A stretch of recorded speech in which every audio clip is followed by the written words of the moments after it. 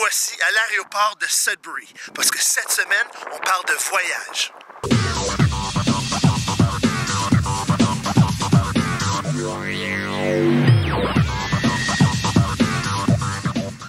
Aujourd'hui, je vous propose 5 conseils, des choses à ne pas oublier lorsque vous allez préparer votre valise pour un voyage international.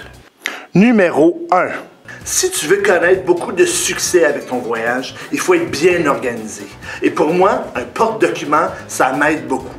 À l'intérieur, on peut y placer notre passeport, on peut y placer les billets d'avion, les informations pour l'hébergement, pour les taxis. Pour moi, avoir toutes les informations dans une place, ça m'aide énormément. Numéro 2. Les fameux sacs Ziploc. Moi, c'est quelque chose que j'apporte beaucoup en voyage. C'est pas cher et puis en même temps, ça peut te sauver beaucoup d'ennuis. Que ce soit avec la pluie ou que ce soit avec la plage, tout ça, des fois, nos vêtements deviennent trempes. Mais on n'a pas toujours la chance de les sécher à 100%. Donc, un sac Ziploc, ça l'aide beaucoup avec ceci. Tu as juste à acheter des gros sacs, mettre les vêtements dans le sac. Comme ça l'évite de mouiller les autres vêtements dans ta valise. Numéro 3. Si vous êtes comme moi, vous allez utiliser votre téléphone cellulaire beaucoup pendant le voyage. Pour moi, c'est ma façon de documenter, de prendre des photos, de faire de la recherche, d'être en contact avec mes amis à la maison. Mais il faut le charger. Il faut être conscient que dans différents pays, il y a des différentes prises de courant.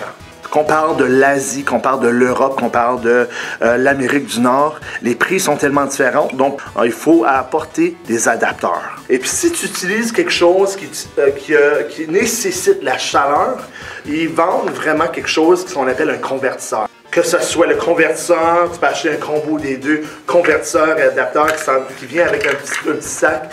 Ça ne prend pas beaucoup de place, tu peux le mettre dans ta valise, puis comme ça tu vas prendre soin de tes appareils et tu peux continuer à documenter ton voyage. Numéro 4. Je m'organise toujours à avoir des collations avec moi. Les horaires sont souvent bien établis. Bien chargé parce qu'on veut vraiment prendre avantage de notre temps dans chaque pays. On veut voir le plus qu'on peut, on veut découvrir le plus qu'on peut. Donc c'est toujours bien de se ressourcer, de se donner de l'énergie afin qu'on puisse réaliser ce voyage de rêve dont nous avons planifié pendant longtemps. Numéro 5.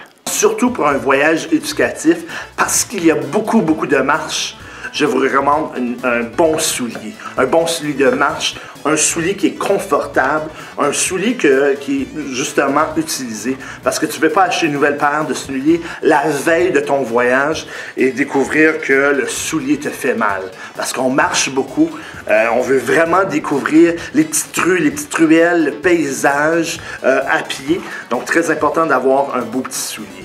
Alors c'est ça, avec un porte-document, avec des sacs Ziploc, avec des adapteurs et un convertisseur, avec des collations et un bon soulier confortable, c'est ce que je vous recommande pour vraiment profiter et bénéficier de votre voyage à l'international et ce, un voyage éducatif. Vous êtes prêts à voyager. Bon voyage.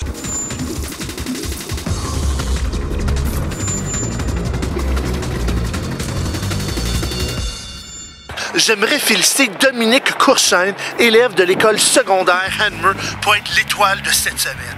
Il se démarque de ses pairs, il travaille très fort pour la murale de l'école et aussi participe au club WeCare. Félicitations Dominique, tu fais du chemin depuis le début de l'année scolaire et tes pairs et tes collègues et aussi tes profs le remarquent et t'apprécient. Tu t'es mérité 1000 points pour ton école. La chanson de cette semaine, l'Italiano de Marco Cagliari. Bonne écoute.